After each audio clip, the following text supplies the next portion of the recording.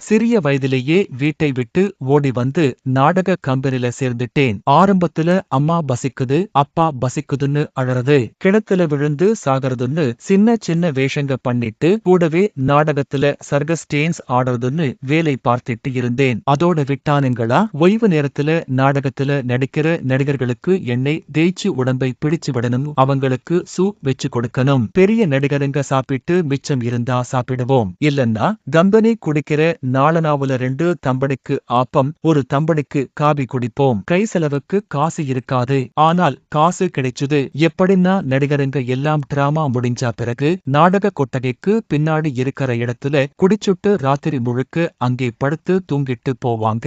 அப்ப நானும் மத்த பசங்களும் அந்த இடத்துல வந்து மணல்ல கைய விட்டு தேடுவோம். தேடினா காலனா அரையனா ஓரணா கிடைக்கும். இப்படி ஒரு வாழ்க்கை வாழ்ந்த அனுபவம் பின்னாடி படத்துல நடிக்க எனக்கு உதவிச்சு.